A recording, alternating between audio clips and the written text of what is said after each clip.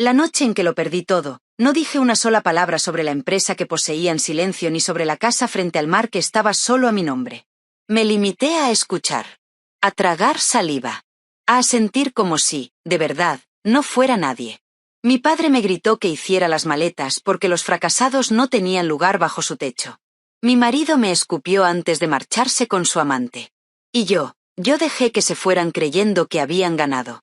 Me llamo Marina Robledo, tengo 34 años y hasta el lunes pasado era directora de marketing en Preston y Chow, una de las consultoras más respetadas del noreste. Cuando me despidieron alegando recortes presupuestarios, a pesar de mis resultados impecables, no dije nada sobre la startup tecnológica que poseía en la sombra ni sobre la casa de playa que esperaba, paciente, mi caída. Esa misma noche, mi vida se partió en dos. Y lo que vino después hizo que todos lamentaran cada palabra que me dijeron.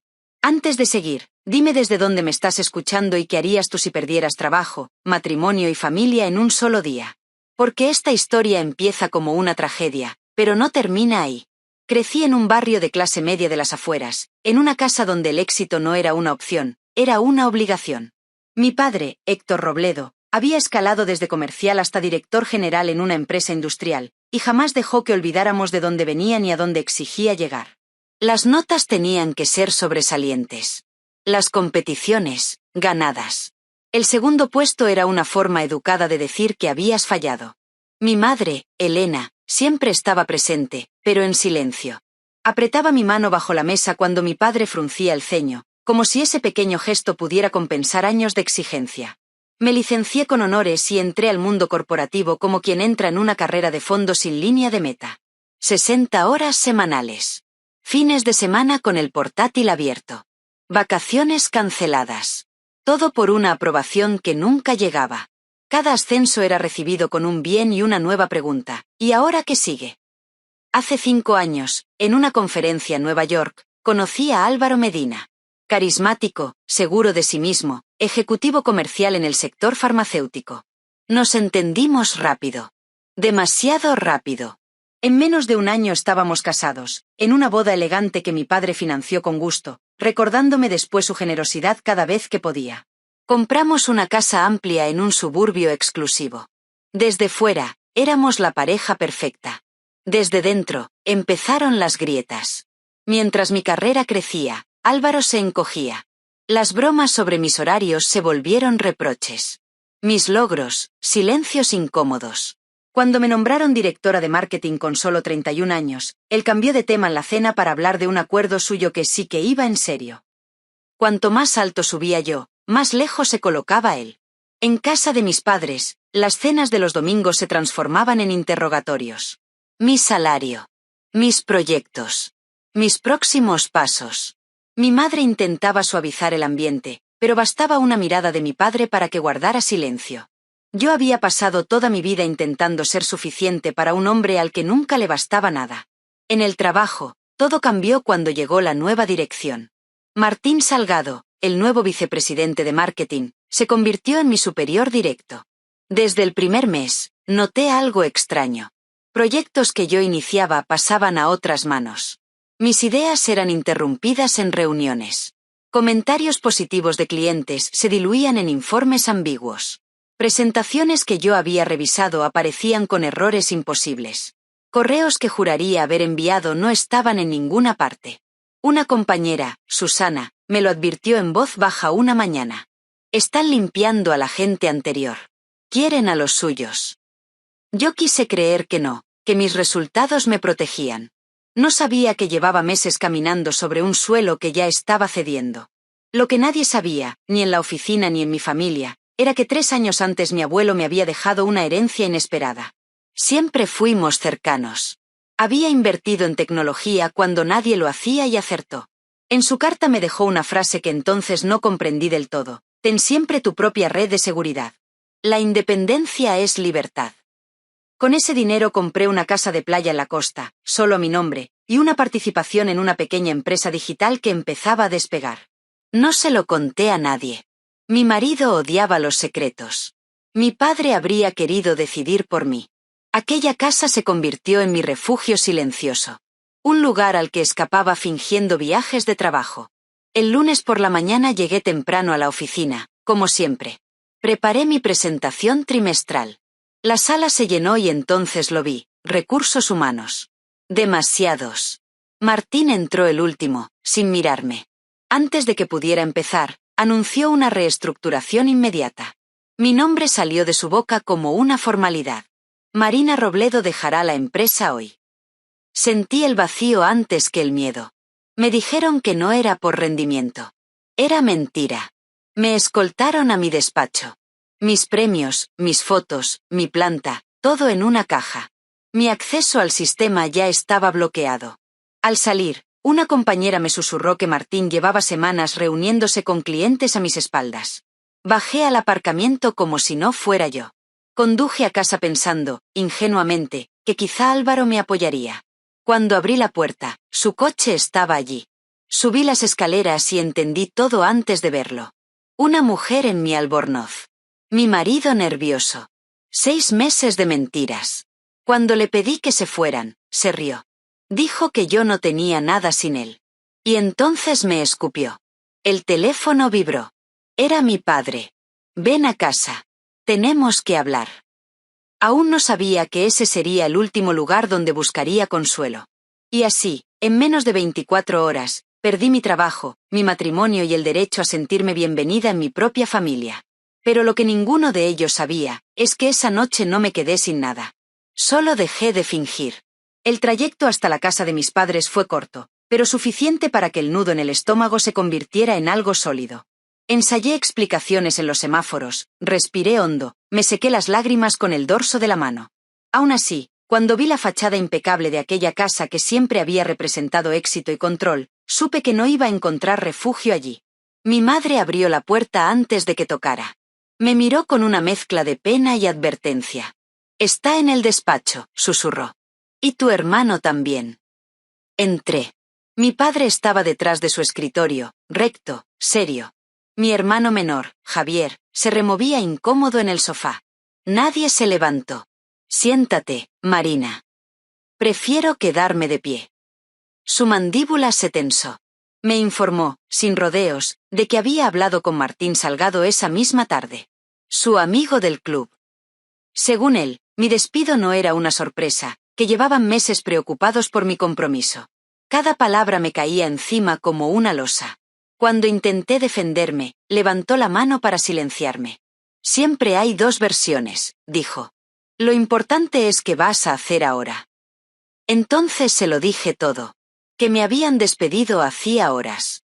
Que Álvaro me había engañado durante meses. Que lo había encontrado con otra mujer en nuestra cama. El silencio fue espeso. Mi madre se llevó la mano a la boca. Mi hermano bajó la mirada. Mi padre tardó unos segundos en responder. Quizás si te hubieras centrado más en tu matrimonio y menos en tu carrera, esto no habría pasado. Algo dentro de mí se quebró. No fue un grito. No fue una lágrima. Fue una grieta limpia, definitiva. Intenté razonar. Expliqué. Su respuesta fue peor. Dijo que los hombres tenían necesidades. Que cuando una mujer se volvía demasiado independiente, demasiado enfocada en su trabajo, era normal que buscaran validación fuera. Aquellas palabras me dieron náuseas. La cena fue una farsa. Vajilla fina, pollo asado, silencio cortado con cuchillo. En mitad del plato, mi padre anunció que había hablado con Álvaro.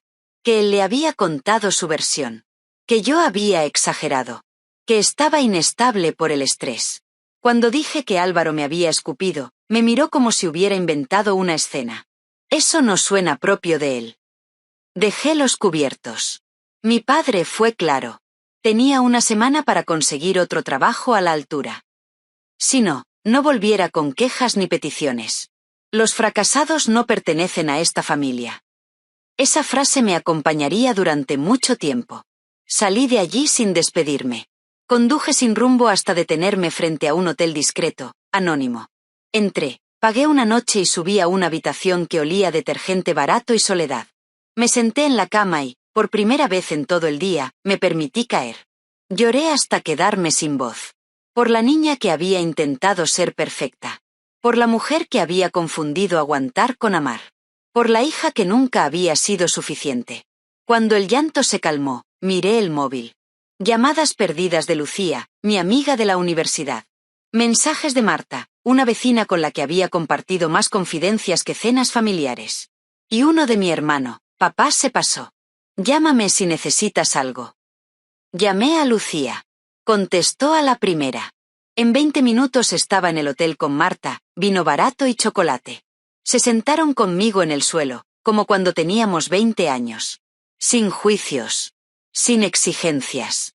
Fue entonces cuando, por primera vez, pronuncié en voz alta mi secreto.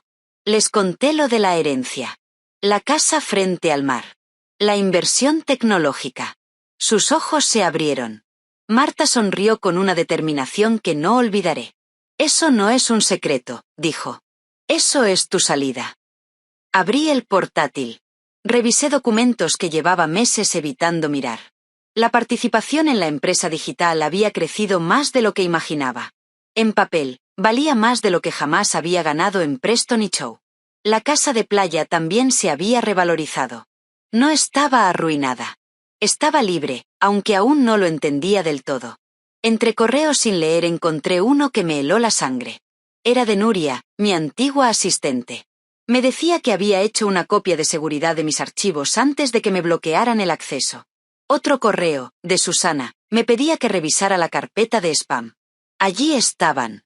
Mensajes de un cliente clave, confundido, molesto, preguntando por qué no respondía. Me habían aislado. Me habían saboteado. Mientras procesábamos eso, llegó un mensaje de Álvaro. Había vaciado nuestra cuenta conjunta. Todo. 42.000 euros. Para gastos, escribió. Marta fue clara. Mañana mismo necesitas una abogada. Esa noche casi no dormí. Al amanecer, algo había cambiado. No era alegría. Era enfoque. Llamé a Clara Hidalgo, la abogada que me había ayudado con la compra de la casa de la playa. Dejé un mensaje corto. Directo. Divorcio. Protección de activos. Despido improcedente. Después, hice una llamada que llevaba tiempo postergando. Al cuidador de la casa frente al mar voy para allá, le dije. Prepáralo todo. Al colgar, miré por la ventana del hotel. La ciudad despertaba como cualquier otro día, ajena a mi colapso. Por primera vez, no sentí miedo. Sentí algo parecido a la determinación. No iba a volver a suplicar aprobación. No iba a quedarme donde me humillaban. No iba a explicar más quién era para que otros decidieran cuánto valía. Mientras Lucía y Marta dormían, hice la maleta con lo poco que llevaba encima. Al cerrarla, entendí algo esencial. Aquella noche no había perdido mi vida. Había perdido la versión que otros habían construido para mí. Y estaba a punto de recuperar la mía. Llegué a la casa de la playa al caer la tarde. El sonido del mar fue lo primero que me recibió, constante, firme, como si hubiera estado esperándome todo ese tiempo. El cuidador había dejado las ventanas abiertas y el aire salado recorría las estancias vacías. Dejé la maleta en el suelo, me quité los zapatos y caminé descalza hasta el ventanal. Por primera vez en días, respiré sin sentir un peso en el pecho. No estaba huyendo. Me estaba recolocando. A la mañana siguiente me reuní con Clara Hidalgo en su despacho. Escuchó todo sin interrumpirme, tomando notas con una calma que me sostuvo. Cuando terminé, levantó la vista y dijo algo que no olvidaré. Marina, tu marido cometió varios errores graves. Y tu empresa también. Estás en una posición mucho más fuerte de lo que crees. Iniciamos el proceso de divorcio de inmediato. Documentamos el vaciado de la cuenta. Protegimos mis activos separados. Clara fue clara. Álvaro había disparado primero, y mal. De vuelta en la casa, conecté el disco duro que Nuria me había entregado esa misma tarde en una cafetería discreta. Lo que encontré superó cualquier sospecha. Correos redirigidos. Presentaciones alteradas. Informes manipulados. Martín Salgado no solo me había saboteado. Se había apropiado de mi trabajo durante meses. Cada archivo era una pieza más del rompecabezas. Esa noche dormí poco, pero no por angustia. Mi mente trabajaba con una claridad nueva. A la mañana siguiente pedí una reunión urgente con los fundadores de la empresa tecnológica en la que había invertido años atrás. Hasta entonces había sido una socia silenciosa. Esa etapa había terminado. 2 días después volé para verlos. Les hablé como nunca antes. Sin disculpas. Sin suavizar. Les conté que mi vida había cambiado y que quería involucrarme de lleno. Mi experiencia, mis contactos, mi visión estratégica estaban ahí. Les interesó. Mucho. Salí de esa sala como asesora principal de marketing y con un nuevo paquete de acciones sobre la mesa. Por primera vez, mi trabajo estaba alineado con mi libertad. Mientras tanto, Preston y Chow empezaba a temblar. Un artículo apareció en un medio especializado anunciando que una empresa digital emergente, vinculada a una antigua directiva de la firma, exploraba oportunidades estratégicas en el sector. Mi nombre no aparecía como víctima, sino como fuerza activa. El teléfono empezó a sonar. Martín fue uno de los primeros. Su tono había cambiado. Nervioso. Agresivo. ¿Qué estás haciendo?, preguntó. Respondí con calma. Negocios. Le mencioné, de paso, algunos clientes clave y la confusión que habían expresado. Su silencio lo dijo todo. Ese mismo día, Recursos Humanos me escribió. El paquete de indemnización había mejorado. 6 meses de salario. Carta de recomendación neutral. Clara me aconsejó aceptar. No era rendición. Era estrategia. Álvaro, en cambio, se hundía. Descubrió demasiado tarde que no tenía acceso a nada más. Me dejó mensajes furiosos, luego suplicantes. Apareció sin avisar en la casa de la playa. Le hablé a través de la puerta. Le dije que todo pasaría por abogados. Cuando empezó a gritar, llamé a la policía. Lo escoltaron fuera. Nunca volvió. La llamada más inesperada llegó de la mujer con la que me había engañado. Paula. Me pidió vernos. Dudé. Acepté. Traía documentos. Extractos. Pruebas de deudas de juego que Álvaro había ocultado durante años. Me dijo que había mentido a ambas. Que cuando lo enfrentó, se volvió agresivo. Vi el moretón en su rostro. Le creí. Pasé todo a Clara. Aquello cerró cualquier posibilidad de que Álvaro reclamara algo más. Días después, su abogado llamó. Querían un acuerdo rápido. Renunciaba a todo a cambio de una cantidad concreta y silencio. Acepté. No por compasión. Por limpieza. 3 semanas después del colapso, mi padre apareció en la casa de la playa. No llamó antes. Lo vi desde la ventana, de pie, incómodo. Abrí la puerta, pero no lo invité a entrar. Me habló de preocupación. Yo le hablé de límites. De traición. De cómo había elegido creer a otros antes que a mí. No gritó. No se defendió. Por primera vez, no supo qué decir. Cuando se fue, mi madre me escribió un mensaje corto. Estoy orgullosa de ti. Nada más. Fue suficiente. Esa noche caminé por la orilla, con los pies hundiéndose en la arena húmeda. Pensé en todo lo que había soportado por miedo a perderlo todo. Sonreí, casi con ironía. Lo había perdido. Y seguía aquí. Más firme que nunca. El colapso no me había destruido. Me había revelado. Las semanas posteriores dejaron de sentirse como una huida desesperada y comenzaron a tomar la forma de una reconstrucción consciente. No fue inmediata, ni limpia, ni heroica. Fue lenta, estratégica y, sobre todo, silenciosa. La casa frente al mar dejó de ser un refugio improvisado para convertirse en el centro desde el cual empecé a recuperar el control de mi vida. Cada mañana me despertaba antes del amanecer. No por ansiedad, como antes, sino por elección. Preparaba café, abría las ventanas y dejaba que el sonido del océano marcara el ritmo del día. Aquella casa, que durante años había sido solo una escapatoria ocasional, ahora era el único lugar donde me sentía completamente segura. Nadie podía entrar sin permiso. Nadie podía exigirme nada. Convertí el segundo dormitorio en un despacho funcional. Eliminé todo lo innecesario. Papeles claros. Objetivos claros. Por primera vez, trabajaba sin miedo a que alguien se apropiara de mis ideas o cuestionara mi valor. Mi tiempo era mío. Mi energía también. Mientras yo me reordenaba, Preston y Chow comenzaba a resquebrajarse. Las consecuencias de las decisiones que habían tomado empezaron a manifestarse con una rapidez que incluso yo no había anticipado. Primero fue un cliente mediano que anunció públicamente que suspendía su contrato por falta de coherencia estratégica. Luego, uno grande. Después, rumores de auditorías internas. Los mensajes comenzaron a llegar.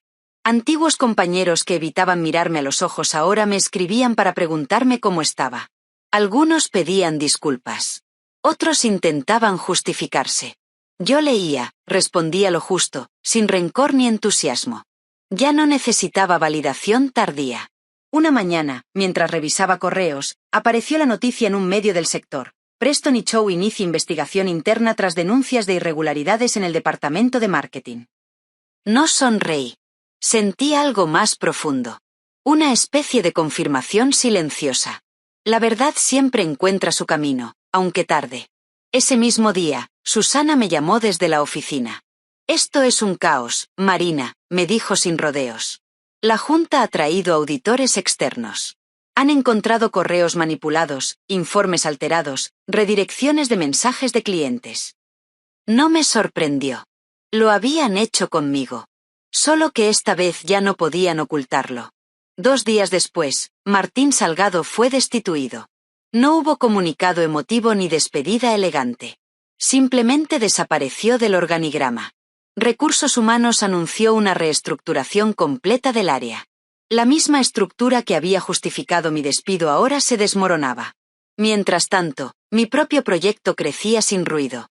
Robledo Estrategia Digital empezó como algo pequeño, casi defensivo. Un cliente antiguo que quería trabajar directamente conmigo. Luego otro, recomendado por ese primero. Después, una empresa que había seguido el escándalo de Preston y Chow y buscaba a alguien que no jugara la política corporativa. Trabajaba menos horas que antes, pero cada decisión tenía impacto real. No necesitaba pedir permiso. No tenía que demostrar constantemente que merecía estar ahí. Por primera vez, sentía que el trabajo no me consumía, sino que me sostenía. En paralelo, mi participación en la empresa tecnológica dejó de ser simbólica. Asumí un rol activo. Propuse cambios. Lideré estrategias. El equipo respondió con respeto, no con competencia. Era una dinámica nueva para mí y profundamente reveladora. El proceso de divorcio avanzaba rápido. Álvaro, acorralado por sus propias mentiras y deudas, había perdido toda arrogancia. Sus mensajes pasaron de agresivos a suplicantes. Luego, al silencio. Su abogado contactó a Clara con una propuesta clara, un acuerdo rápido, sin disputas, sin reclamaciones futuras. Firmé sin celebrarlo. No necesitaba victoria. Necesitaba cierre. La llamada que más me costó responder llegó una tarde gris. Era mi padre. No exigía. No ordenaba. Preguntaba. Me pidió verme. Dudé. Acepté, pero puse una condición, un lugar neutral. Nos sentamos frente a frente en un café tranquilo. Por primera vez, no me sentí pequeña. Me habló de miedo, de errores, de haber confundido control con protección. No lo interrumpí. Cuando terminó, le dije algo que llevaba años guardando, que su definición de éxito me había enseñado a aguantar, no a vivir. Que su silencio cuando más lo necesité había sido una herida profunda. No intentó justificarse. Asintió. Bajó la mirada. Fue incómodo. Fue necesario. Mi madre empezó a llamarme con más frecuencia. Sus conversaciones eran distintas. Hablaba de sí misma. De cosas pequeñas que había postergado durante años. De decisiones que empezaba a tomar sin consultar. Algo se estaba moviendo también en ella. Una mañana recibí un correo inesperado. El director general de Preston y Chow me ofrecía regresar. Nuevo cargo. Mayor salario. Reconocimiento explícito del error cometido. Lo leí 2 veces. Luego cerré el portátil y caminé hasta la orilla. El mar estaba en calma. Supe la respuesta antes de escribirla. Agradecí la oferta y la rechacé. No por orgullo. Por coherencia. Volver habría sido demostrar que todavía necesitaba su validación. Ya no era así. Aquella noche, sentada en la terraza, entendí algo con absoluta claridad. No estaba ganando porque otros perdieran. Estaba ganando porque había dejado de entregar mi poder a personas que no sabían cuidarlo. El colapso había terminado. La reconstrucción ya no era supervivencia. Era elección. 1 año después de la noche en que mi vida se derrumbó, estaba de pie en la terraza de mi casa frente al mar observando el amanecer. El cielo se teñía de tonos rosados y dorados, y el océano parecía respirar conmigo. Aquel momento silencioso se había convertido en mi ritual diario. No para recordar lo que perdí, sino para honrar lo que había construido. La casa ya no era la misma. Ni yo tampoco. Las paredes, antes desnudas, ahora exhibían cuadros de artistas locales. Los muebles ya no estaban ahí por estatus, sino por comodidad. Todo en ese espacio tenía una razón, una intención. Igual que mi vida. Robledo Estrategia Digital había dejado de ser un proyecto emergente para convertirse en una firma sólida. 5 personas trabajaban conmigo. No para mí, conmigo. Elegidas no solo por talento, sino por valores. Nuestros clientes confiaban porque sabían que no jugábamos a esconder información ni a inflar resultados. El respeto se había vuelto nuestro mayor activo. Mi rol como asesora en la empresa tecnológica se expandió rápidamente. Lo que comenzó como una colaboración puntual terminó convirtiéndose en una alianza estratégica. Meses después, la noticia sacudió el sector. La empresa digital adquiría parte de Preston y Chow en una operación que los medios calificaron como un giro irónico del destino. Yo no celebré. Simplemente asentí. La vida no necesitaba venganzas grandilocuentes. Las consecuencias bien dirigidas eran suficientes. El día que el divorcio se hizo oficial, no lloré. Firmé los documentos con calma y cerré la carpeta sin mirar atrás. Álvaro había desaparecido de mi vida sin ceremonias. Según conocidos, se había marchado a otra ciudad intentando empezar de cero. No sentí satisfacción. Tampoco pena. Solo distancia. Y esa distancia era libertad. La llamada que más me sorprendió llegó meses después. Era mi padre. Su voz sonaba distinta. Más lenta. Me dijo que había sufrido un susto de salud. Nada grave, pero suficiente para obligarlo a parar. Durante su recuperación, mi madre había tomado decisiones que nunca antes se había permitido. Trabajaba en una biblioteca local. Había abierto su propia cuenta bancaria. Hablaba con una seguridad nueva. Nos vimos tiempo después. No fue una reconciliación perfecta. Fue honesta. Mi padre habló de arrepentimiento sin dramatismo. Yo hablé de límites sin culpa. Acordamos algo simple y profundo, seguir en contacto solo si había respeto mutuo. Por primera vez, la relación no se basaba en jerarquía, sino en elección. Mi madre, en cambio, floreció. Me confesó que verme marcharme, sostenerme y reconstruirme le había dado permiso para preguntarse qué quería ella. A los 62 años. Nunca es tarde, me dijo sonriendo. Y le creí. Mi hermano dejó definitivamente la empresa familiar y encontró un trabajo alineado con su manera de ver el mundo. Nuestra relación se volvió más cercana, más real. Sin expectativas impuestas. Sin comparaciones. En lo personal, volví a confiar despacio. Sin prisas. Sin promesas grandilocuentes. Aprendí a distinguir entre atención y presencia, entre amor y dependencia. Mi terapeuta solía recordármelo. El éxito y la autoestima no son lo mismo. Uno fluctúa. El otro se construye. Una de las decisiones que más orgullo me dio fue crear un programa de mentoría para mujeres profesionales. Reuniones mensuales. Conversaciones honestas. Apoyo real. No para competir, sino para acompañarnos. Ver a otras mujeres evitar errores que yo cometí durante años fue, curiosamente, una de las mayores recompensas de todo el proceso. En mi 35 cumpleaños, reuní a las personas que habían estado cuando todo se rompió. Amigas. Aliadas. Mujeres fuertes. Brindamos en la terraza mientras el sol se ocultaba. Me pidieron que hablara. No preparé nada. Les dije la verdad. Que cuando mi vida implosionó pensé que lo había perdido todo. Trabajo. Matrimonio. Familia. Identidad. Que no entendí en ese momento que estaba viviendo en una jaula elegante, construida por expectativas ajenas y sostenida por mi miedo a decepcionar. Que tocar fondo fue doloroso, sí, pero también fue la base más honesta sobre la que podía reconstruir. Aprendí que la independencia no es soledad. Es elección. Que el amor no exige que te hagas pequeña.